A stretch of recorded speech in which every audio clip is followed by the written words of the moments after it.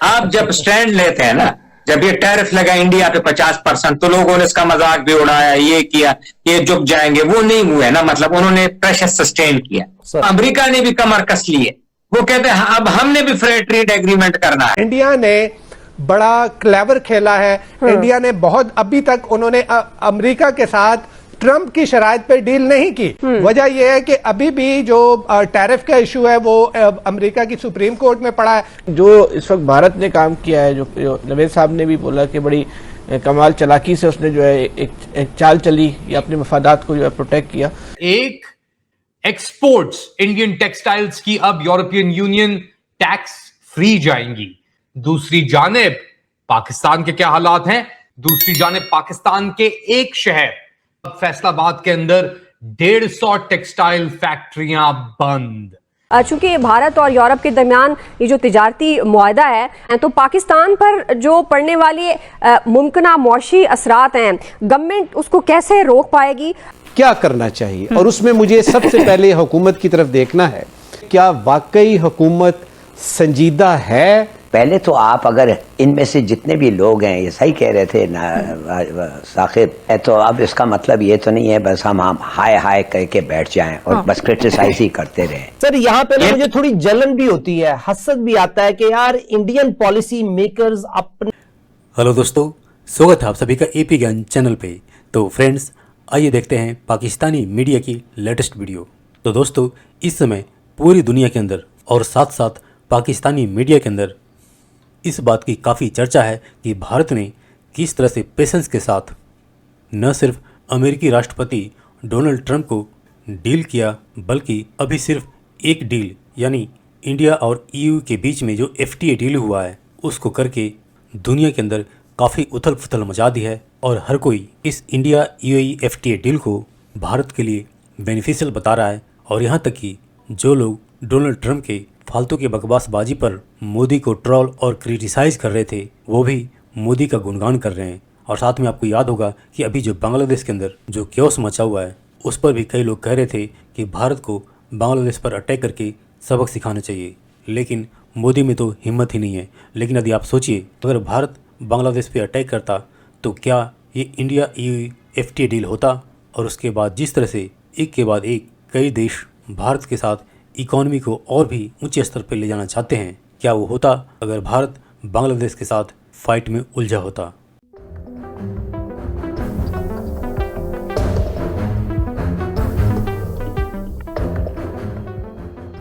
क्या ये D dollarisation के रेस्पॉन्स में तो सारी चीजें नहीं हो रही?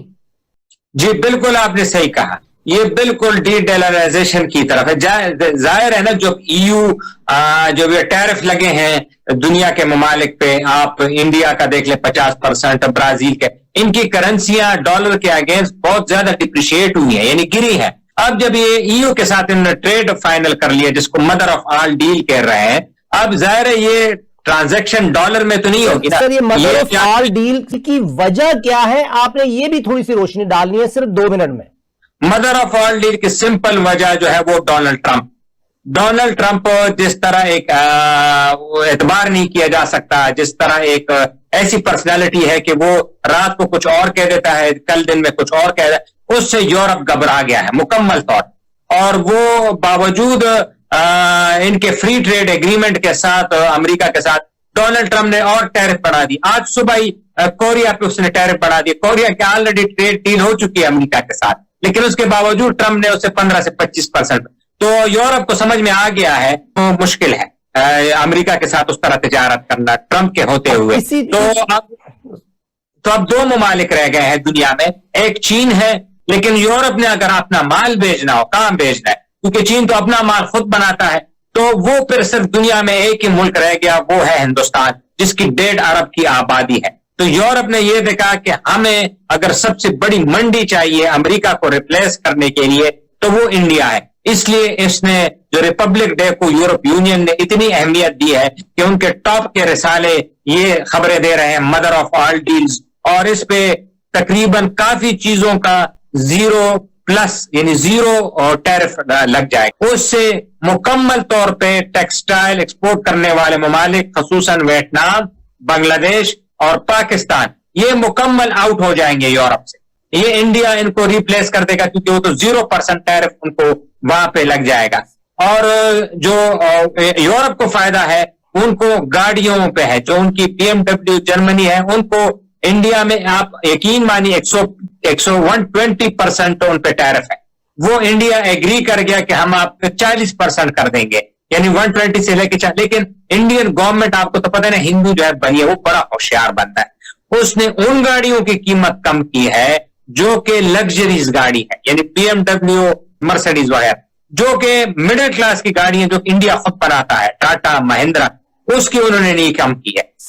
सर आपने जो बात बयान की, उसको मैं आम फहम जबान में अगर बयान कर दूं अपने सामीन के लिए, कि अब इंडियन एक्सपोर्टर का प्रॉफिट बढ़ जाएगा और जो यूरोपियन इंपोर्टर होगा उसको चीज सस्ती मिलेगी, दोनों का बेनिफिट है। जी जी बिल्कुल ऐसा ही है।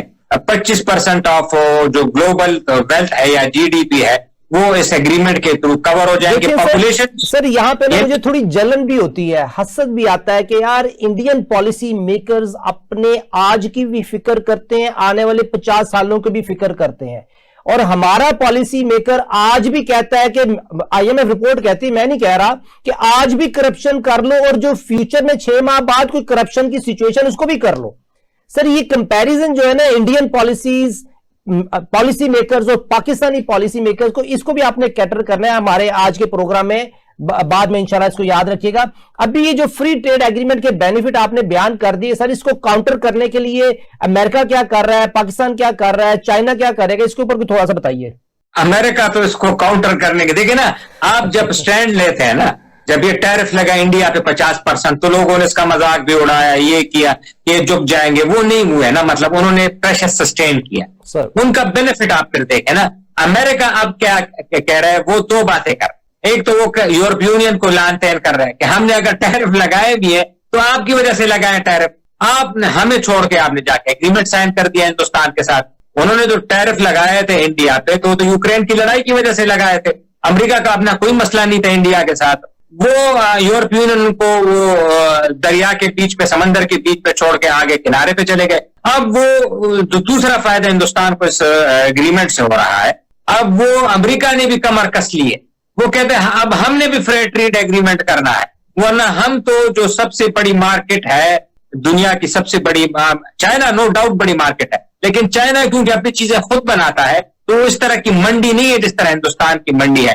हिंदुस्तान भी अपनी प्रोडक्ट्स बनाता है लेकिन वो ज्यादातर इंपोर्ट करते, उनका इंपोर्ट डेफिसिट है, तो वो तो सबसे बड़ी मंडी है, और वो ग्रो भी पे फास्ट कर रहे हैं। ग्रो मतलब वो 7 से 8% GDP पिक कर रहे हैं, इसका मतलब है वेल्थ ऑल बन रही है, लोगों की परचेसिंग पावर बढ़ रही है।